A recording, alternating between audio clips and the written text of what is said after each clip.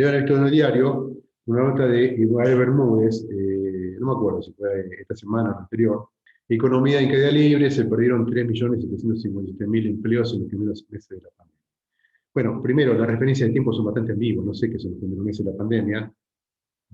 Supongo yo que el articulista se refiere a probablemente el segundo trimestre del año.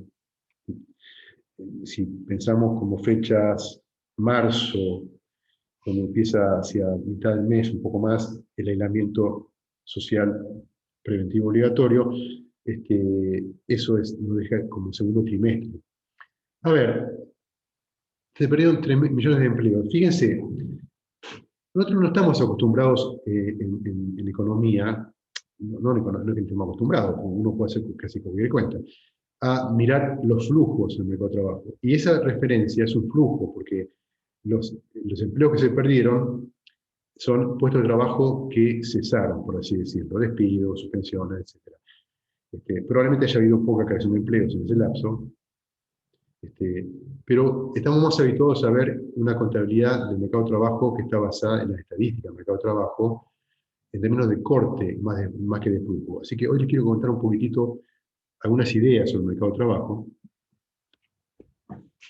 en parte para que entendamos qué mecanismos están detrás de fenómenos como este que la nota señala, de la destrucción de empleos, o qué papel juegan los flujos en el mercado de trabajo, en este caso de la nota de la destrucción de empleos y la creación de empleos cuando eso ocurre, y de qué manera eso, la creación de empleos y la destrucción de empleos, influyen sobre estadísticos que ustedes vieron conmigo en las clases iniciales, como la tasa de desempleo, la tasa de empleo, etc.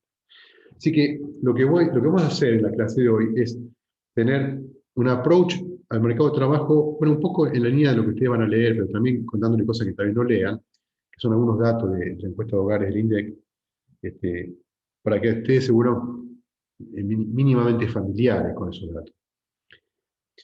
Ahora, para no tener una visión puramente descriptiva de eso que acontece en el mercado de trabajo, déjenme contarles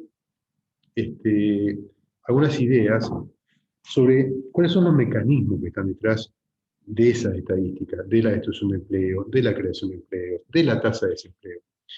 Es decir, detrás de esos datos o de esas realizaciones o de esos estadísticos del mercado de trabajo, está la conducta de un montón de hogares que son los que ofrecen servicios laborales, y está la conducta de un montón de empresas que demandan servicios laborales. Es decir, para poder entender la conducta del desempleo, del empleo, yo tengo que poder entender la conducta de la oferta y la demanda de trabajo. Y para entender la conducta de la demanda de trabajo y la oferta de trabajo, tengo que poder entender la conducta de los hogares y la conducta de las empresas. Entonces, vamos a empezar primero por tratar de pegar una mirada a cuáles son los factores que mueven o que guían la conducta de la demanda de trabajo de las empresas. Primero, decirles algo, la demanda de trabajo de las empresas es una demanda derivada, no es una demanda per se. Es decir, las empresas no demandan trabajo porque quieren demandar trabajo, demandan trabajo porque quieren hacer algo con eso que compran. Entonces, para poder entender la demanda de trabajo, hay que entender por qué las empresas demandan trabajo.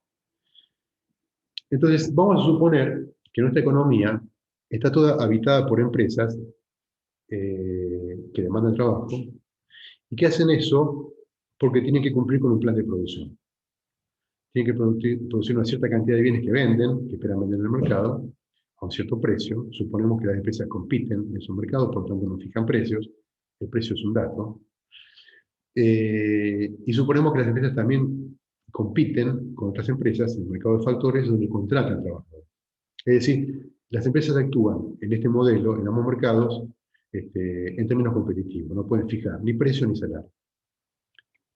Entonces, las empresas demandan trabajo porque quieren producir una cierta cantidad de bienes que esperan vender, y van a comprar ese trabajo para usarlo junto con una cierta cantidad de capital que han comprado con anterioridad, o alquilado, o como fuere,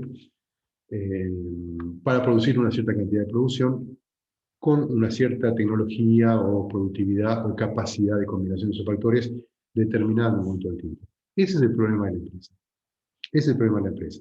Entonces la empresa necesita factores de producción, capital y trabajo, por lo cual tiene que pagar un alquiler de capital, suponiendo, para simplificar la vida, que el capital no es propiedad de la empresa, sino que lo alquila, es lo mismo. Uno puede suponer eso, supone que la empresa es propietaria del capital.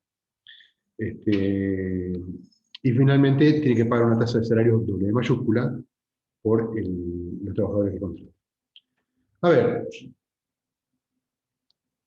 déjenme contarles una versión estilizada o simplificada de esa historia, para que me permita entender el problema que hoy me tiene acá conversando con ustedes, que no son los factores productivos, sino el factor trabajo. Vamos a suponer que la empresa puede decidir cuánto trabajo va a contratar para producir esa cantidad de producción que ella quiere producir, pero que ya ha decidido con antelación cuál es la cantidad de capital que va a tener en ese periodo de tiempo. Eso en economía se llama suponer que la cantidad de capital está fija. Cuando yo digo eso, lo que hago es poner arriba de la variable una rayita horizontal que me recuerda que esa variable está fija durante este análisis. Eso no quiere decir que en otro contexto yo pueda considerar, y de hecho lo voy a hacer la clase que viene, una variación de la cantidad de capital de la empresa, sino que voy a tratar de analizar los efectos o las condiciones bajo las cuales las empresas evalúan cambiar la cantidad de trabajo, mientras no pueden cambiar la cantidad de capital. Entonces, fíjense, escribo mi función producción ahí arriba, y dice que la producción de esta empresa, que para el caso es como si fuera todas las empresas de la economía, una función de la cantidad de capital, la cantidad de trabajo y un parámetro de productividad A. Entonces, lo que voy a analizar para ver cómo es la decisión de la empresa de contratar trabajadores, cómo varían los dos aspectos de esa ecuación que afectan la decisión de la empresa. Y esos factores son los costos y los ingresos de la empresa. Entonces, examinemos primero la variación de los costos de la empresa. Bueno, la empresa puede variar los costos o porque aumenta la cantidad de capital o porque aumenta la cantidad de trabajo. Entonces, la variación de los costos de la empresa es igual a la tasa de uso de capital, que se llama R mayúscula, no importa, lo vamos a ver en otra clase, por la variación de la cantidad de capital, más la tasa de salarios, W mayúscula, salario nominal, por la variación de la cantidad de trabajo. Si yo supongo que el capital está fijo, el primer término es cero, porque delta K es cero, entonces 0 por R es 0. Y yo voy a considerar el caso en que la empresa esté considerando incorporar un trabajador más, una unidad adicional de trabajo. Entonces, la variación del costo debida al aumento de un trabajador es igual a W por 1, o sea que es igual a W. Eso se llama el costo marginal, ¿no? El costo marginal es el costo relacionado con la contratación de un trabajador adicional. Ahora, ¿qué es lo que va a hacer típicamente la empresa? Bueno, la empresa va a comparar cuánto le cuesta contratar a un trabajador adicional con el ingreso que le genera ese trabajador adicional. Entonces, abajo lo que escribí, dice delta ingreso, o la variación del ingreso, es cómo varía el ingreso de esa empresa como consecuencia de incorporar un trabajador más. Fíjense, esa empresa vende un producto I mayúscula, Y, a un precio P. Suponemos que el precio no varía porque es un dato del mercado, es decir, que la única posibilidad de que varíe el ingreso es que varíe el producto de esa empresa. Si el ingreso de la empresa es el precio por la producción, lo único que puede variar es la producción. Entonces, yo lo que escribí a la derecha es el precio P por A, que es la productividad, por todo ese término que ustedes ven en este corchete, que es lo siguiente. La producción generada por la cantidad de capital dada, K con la barra arriba, y N más 1 trabajadores, a la que le resto la producción generada por K con la barra arriba, unidad de capital, y N trabajadores. Es decir, estoy comparando la producción de agregar un trabajador de la producción de no tener ese trabajador. Todo ese concepto que ustedes ven en este corchete se llama producto marginal de trabajo. Producto marginal de trabajo. Es cuánto produce, cuánto agrega la producción ese trabajador adicional, ese trabajador más 1, N más 1, que he agregado. No N más 1, es trabajador 1, que es más 1 que he agregado. Justamente le resto F de KN para considerar el efecto aislado de ese trabajo. Si a eso lo multiplico por la productividad y por el precio del bien, tengo el ingreso que eso le reporta a la empresa. El ingreso marginal del trabajo o el ingreso del producto marginal del trabajo. Eso que ven ahí abajo de todo dice producto marginal del trabajo PMN, entre paréntesis, ahora voy a explicar por qué N es igual al producto de agregar al trabajador menos el producto de no tenerlo en la nómina. ¿Por qué está la letra N entre paréntesis? Bueno, porque el producto marginal de trabajo no es una constante, es una función que depende de la cantidad de trabajadores. Cuando vos tenés pocos trabajadores, el producto marginal es muy alto, y cuando vas teniendo muchos trabajadores, el producto marginal es más bajo. Es decir, es decreciente conforme aumenta la cantidad de trabajo. Vamos a ver un ejemplo. Miren, supongamos que tenemos una empresa y esa empresa tiene una cierta cantidad de capital, no me interesa, me saco su problema encima, y tiene ese esquema de producción. Es decir, la producción de la empresa solo puede variar porque varía la cantidad de trabajo, porque voy a suponer que la cantidad de capital está fija. Entonces, cuando la empresa no tiene ningún trabajador, cuando no contrata a ningún trabajador, produce 0 unidades de producto. Cuando contrata a un trabajador, produce 11 unidades de producto. Cuando contrata a 2 trabajadores, produce 20, y así, de acuerdo al esquema que ustedes ven en pantalla. Entonces, el producto marginal de trabajo, fíjense que la expresión que escribí en el slide anterior, surge de restar, por ejemplo, la producción del trabajador número 1 con la producción cuando no hay trabajadores. Eso me da 11, ¿no? Es 11 menos 0. El producto marginal del segundo trabajador surge de restar el producto del trabajador, el producto de la empresa cuando hay 2 trabajadores, al producto de la empresa cuando hay un trabajador. O sea, el f de n más 1 menos el f de n. O sea, 9, 20 menos 11 me da 9.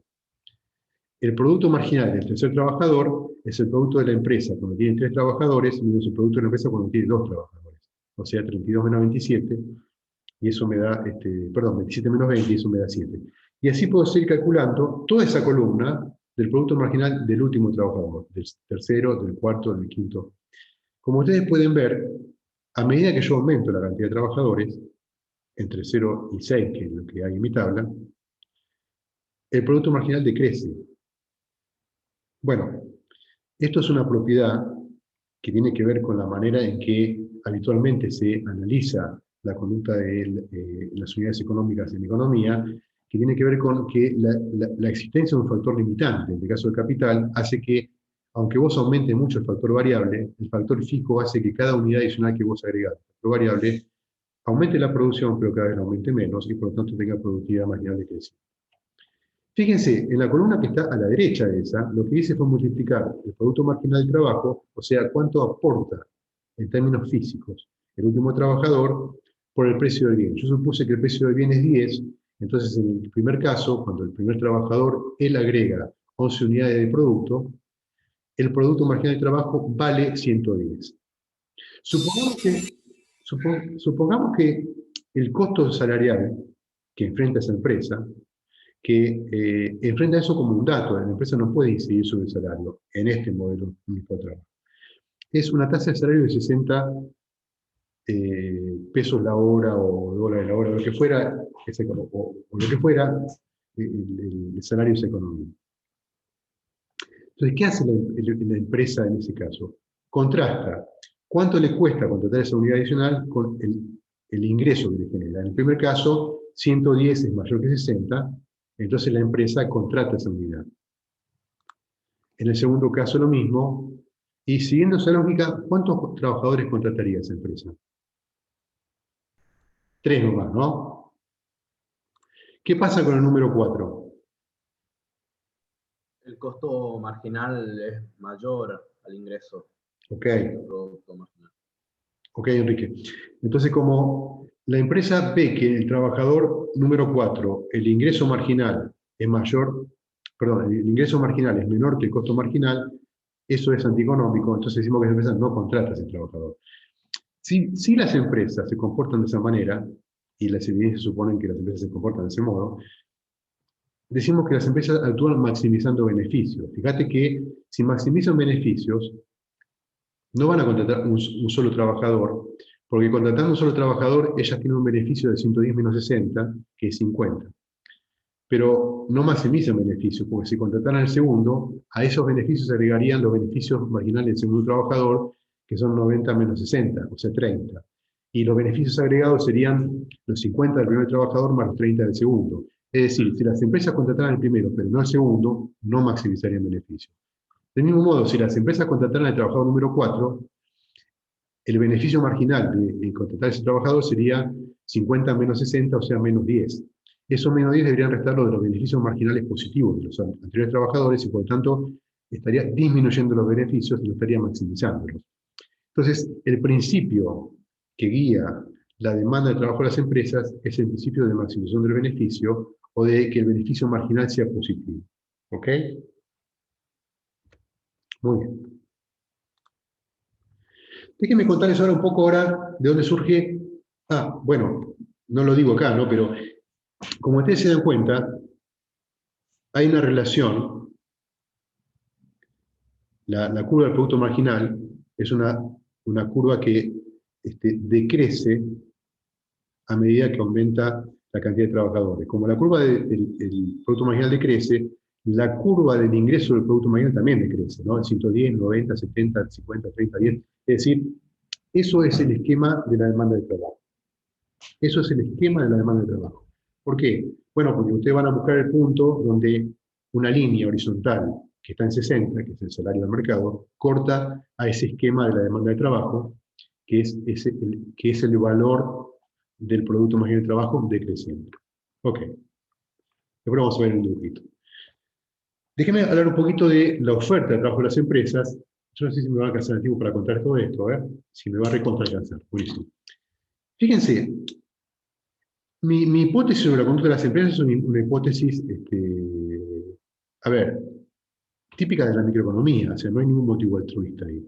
Vamos a ver que, bueno, uno puede admitir algunas variantes de eso, ¿no? De empresas que pagan salarios distintos de los salarios del mercado, por razones que después te voy a contar.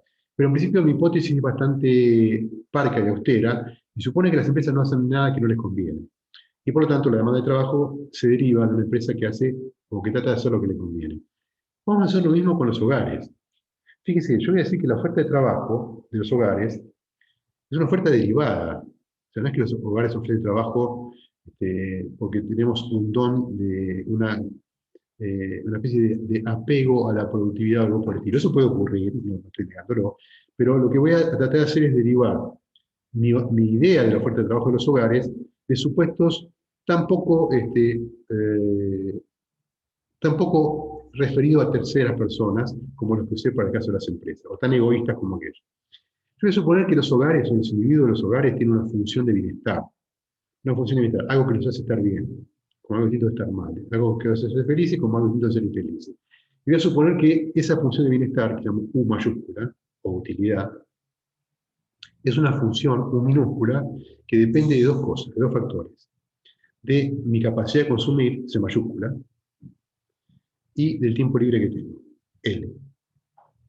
Ahora, fíjense, mi capacidad de consumir, a menos que yo sea alguien que se ganó el Telequino o heredero de Amarita Fortabat, mi capacidad de consumir depende de que yo pueda generar un ingreso para consumir.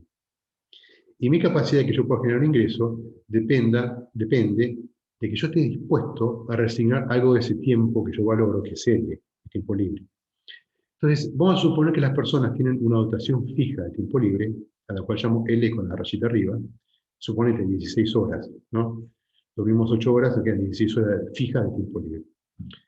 Entonces voy a suponer que la utilidad de las personas, la felicidad de las personas depende de lo que pueden consumir y de la diferencia entre el tiempo libre y la dotación fija de tiempo libre L, menos L, que es una cantidad de tiempo que van a tener que resignar. Entonces, ¿Esa L con el cosito arriba es lo mismo que el ocio o no? es el ocio. Eso es el ocio, ¿sí? El tiempo libre y el ocio, leisure. Entonces, la diferencia entre tu dotación de ocio y el L sin la rayita arriba, que es el ocio que vas a tener que vender a cambio de algo, sigue siendo una fuente de bienestar. Ahora, fíjense ustedes, mi trabajo no es una fuente de bienestar. Lo que es una fuente de bienestar es mi consumo. Yo necesito resignar una parte del tiempo de ocio a cambio de un salario, a cambio de ingresos, para poder consumir. Porque si no, el consumo es cero. Y mi utilidad depende del consumo. Por ejemplo, yo podía quedarme con L con la barrita arriba, no resignar ni una hora, pero probablemente mi consumo sería cero. Diría como Diógenes, ¿no? El personaje esto de la antigüedad griega, esperando la caridad pública, algo por el estilo. Ahora, si yo no espero tener esa vida, voy a tener que resignar una parte de esa L con la barrita arriba de mi ocio en la forma de la oferta de servicios laborales a cambio de un salario W que va a generar mi ingreso, no la cantidad de salario por la cantidad de horas que trabaje va a generar mi ingreso o una parte de ingreso voy a generar a consumir, y en esa tirantez, o como llaman en economía, trade-off, entre el consumo y el ocio, está el tema de la oferta laboral de los hogares. Es decir, los hogares ofrecen servicios laborales como una función indirecta de su búsqueda de un compromiso o trade-off entre el consumo y el ocio.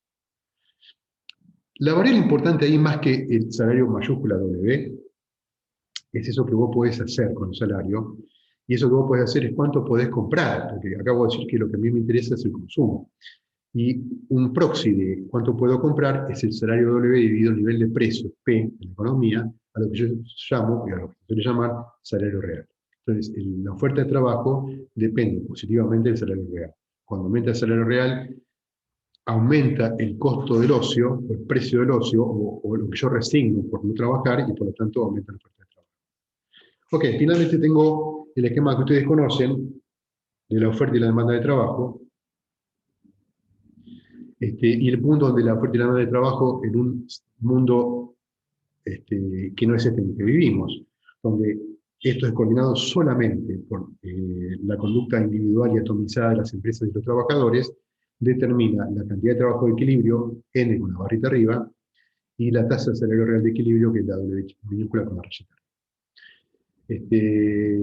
Todas las cosas, todos los factores que puedan modificar la elección de la empresa, modifican, desplazan la demanda de trabajo. Ejemplo, suponete que las empresas que demandan trabajo descubren mercados de exportación que cambian la escala de lo que tienen que producir, y por lo tanto, no importa cuál es la tasa de salario, ellas a cualquier tasa de salario demandan más trabajadores. Bueno, cuando eso ocurre, cuando vos tenés un cambio en una variable que no está en los nombres de los ejes, fíjese que en los ejes dice salario real y cantidad de trabajo, cuando hay un cambio en una variable que no está en los nombres de los ejes, tenés un desplazamiento de la curva, en este caso de la demanda de trabajo. O supónganse ustedes que Argentina experimentara la afluencia de una gran migración de personas de países vecinos, Bolivia, de Chile, de Paraguay. Eso quiere decir que en un momento del tiempo la oferta de servicios laborales, dada la tasa de salario, va a ser mayor porque la cantidad de personas es mayor. Eso desplazaría la oferta de trabajo hacia la derecha. Es decir, cualquier cambio en alguna variable o algún parámetro que no está en el nombre de los ejes del gráfico implica un desplazamiento de las curvas. En cambio, un cambio en alguna de las variables que está en el nombre de los ejes, por ejemplo en el salario real, implica un desplazamiento sobre la curva. Bueno, esto está contado acá, no se los cuento en un ratito, yo les mando la diapositiva para que lo lean. Algunas, restricciones o calificaciones a todo lo que les dije. Es decir, algunas restricciones quiere decir supuestos sobre la conducta de los agentes para que tenga sentido el modelo que les conté.